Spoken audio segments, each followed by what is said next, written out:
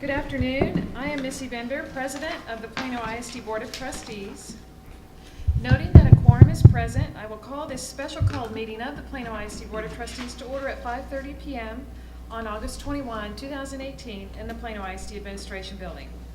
On the board's behalf, I wish to extend a warm welcome to all who are present and to our web and video viewers. Let me start by introducing my fellow trustees and staff.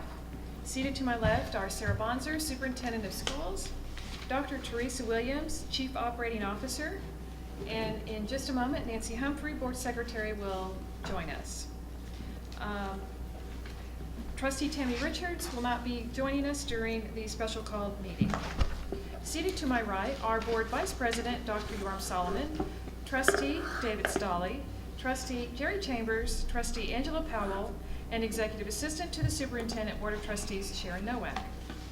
Ms. Bonzer, will you verify that we are in compliance with the provisions of the Texas Open Meetings Act regarding the notice for this meeting? Thank you, President Bender. This meeting has been posted in compliance with the provisions of the Texas Open Meetings Act. Thank you. We have 3 items for discussion and action in our special called meeting. The Plano ISD Board of Trustees conducts its meetings focusing on the district's 2 major ongoing goals: ensure continued improvement in student learning, and ensure efficient use of financial resources and budgeting. Our items for discussion and action this evening ensure the efficient use of financial resources and budgeting. Item A1 is the consideration and action to hire the Underwood Law Firm as special counsel to provide legal services to the district concerning application and agreements for limitation on appraised value of property under the Texas Economic Development Act, Texas Code, Chapter 313. Randy McDowell, Chief Financial Officer, will introduce the consideration of this agenda item. Randy? Thank you, President Bender, members of the board. The district recently received a Chapter 313 application from Texas Instruments. We go into more detail with that later, but to lay some foundation. A Chapter 313 application can be filed with the school district for the school board to later in the process determine if they wish to enter into a Chapter 313 agreement with the applicant. It's a lengthy process that requires the districts to hire professionals such as a law firm that specializes in these agreements and a school finance expert that can assist the district with calculations to project the financial impact on the district. Tonight on your first agenda item, the district is asking the board to consider the engagement of a law firm that has significant experience with Chapter 313 agreements. To the best of my knowledge, there are currently 4 law firms in Texas that are representing schools throughout this process. The Underwood Law Firm has been involved in approximately 100 applications and agreements. We have Fred Stormer and James Wester with us tonight, who are both partners of the Underwood Law Firm. And we would be happy to answer any questions that you have. All right, thank you, Randy. May I have a motion? I move that the Board of Trustees hires the Underwood Law Firm as special counsel to provide legal services to the district concerning applications and agreements for limitation on appraised value of property under the Texas Economic Development Act, Texas Tax Code, Chapter 313. Do I have a second? Second. I have a motion by Angela Powell, a second by Yoram Solomon, that the Board of Trustees hire the Underwood Law Firm as special counsel to provide legal services to the district concerning applications and agreements for limitation on appraised value of property under the Texas Economic Development Act, Texas Tax Code, Chapter 313. Is there any further discussion? Just to clarify, the agreement that we're approving is up for approval is the modified one. There are a few minor changes. That's correct. It is the modified one as of late yesterday. Okay. Any other questions? Okay, we will now proceed to vote. All those in favor, please raise your hand. Motion passes unanimously.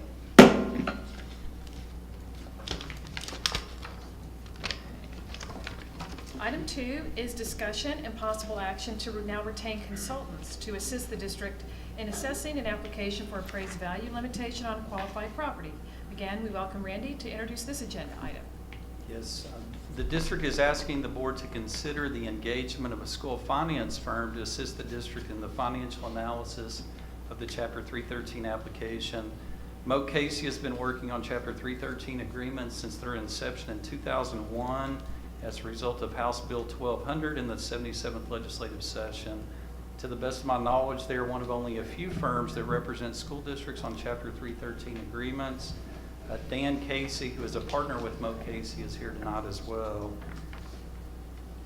and I'd be happy to answer any questions that you have on this agreement. All right. Do I have a motion? I move that the Board of Trustees retain the firm of Moe, Casey and Associates as consultants to assist in the district in processing Texas Instruments Incorporated's application for appraised value limitation on qualified property. And do I have a second? Second. I have a motion by Yoram Solomon, a second by Jerry Chambers, that the Board of Trustees retains the firm of Moat, Casey and Associates as consultants to assist the district in processing Texas Instruments Incorporated application for appraised value limitation on qualified property. Is there any further discussion? Hearing none, we will now proceed to vote. All those in favor, please raise your hand. Motion passes unanimously, 5-0. Third item is the deliberation and action to amend board policy CCG local concerning local revenue sources, ad valorem taxes concerning applications and agreements for limitation on appraised value of property under Texas Economic Development Act, Texas Tax Code, Chapter 313. Once again, Randy will introduce this agenda item. Yes, in your packet is an amended CCG policy. Also was a copy of the red line version. There are significant red lines in blue text, which means that this is added language. The last time our CCG policy was updated was 15 years ago in 2003, and that was prior to the last Texas Instrument application.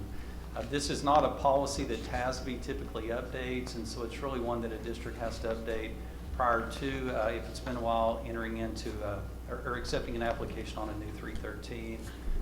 The current policy is 3.5 pages, I believe, and the new policy is 8 pages after the amendment. It's really just a cleanup. There's a lot of language that's been added just as far as definitions and clarification, and there's been a lot changed in the 313 world in the auditing of these by the state auditor's office since back in 2003. And so much of this is just to clean up what the state auditor expects to be in district policy. And I'd be happy to answer any questions, or Fred Stormer is also here, who did amend the policy as well. All right, thank you. Do I have a motion? I move that the Board of Trustees approves amending District Policy CCG Local in substantially the form presented to revise provision related to the Texas Economic Development Act, Texas Tax Code, Chapter 313, and authorizes the superintendent to take all action necessary to incorporate this revised policy into the district's policy manual. And do I have a second? I second. I have a motion by Yoram Solomon, a second by Angela Powell, that the Board of Trustees approves amending District Policy CCG Local in substantially the form presented to revise provisions related to the Texas Economic Development Act, Texas Tax Code, Chapter 313, and authorizes the superintendent to take all action necessary to incorporate this revised policy into the district's policy manual. Is there any further discussion? Hearing none, we will now proceed to vote. All in favor, please raise your hand. Motion passes unanimously, 5-0. Okay.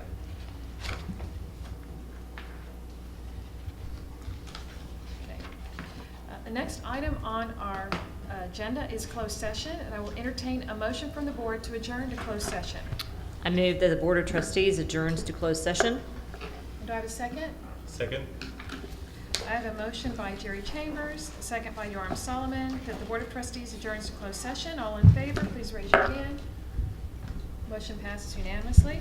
The time is 6:39. And 5:39, thank you. Yes, I'll read that. The board will now adjourn to closed session as authorized under Section 551.001 of the Texas Government Code for the following purposes: Section 551.071, 551.129, and 551.087.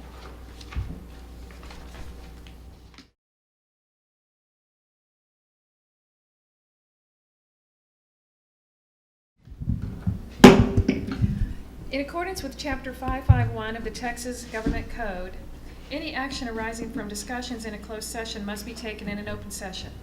The following item for discussion and action ensures efficient use of financial resources in budgeting. Item is A1, consideration and possible action to accept for consideration an application for an appraised value limitation on qualified property and authorize the superintendent to review the application for completeness and submit such application to the comptroller. Begin welcome Randy McDowell to introduce the consideration of this agenda item. Randy. Yes, thank you, President Bender, members of the board. As Missy said, the action or the consideration tonight is only the acceptance of the application. There is no commitment on the district's behalf. Texas Instruments did file the application. They also submitted the $100,000 application fee. That application fee will pay our consultants that you hired tonight, and there's also some funds for the district to retain for our costs that we're out for the time that we spend on this project. From this point on, it would be sent to the comptroller. It would go through their checks and balances and their processes, and they would eventually certify it. If they do certify it, negotiations would take place on the agreement, and it would come back to your consideration at a later date. Thank you. May I have a motion? I move that the Board of Trustees, having considered the Texas Instruments Incorporated application for an appraised value limitation on qualified property, authorizes the superintendent or her designee to review the application and upon a determination that that application is complete, submits the application to the comptroller as set out in Chapter 313 of the Texas Tax Code. And do I have a second? Second.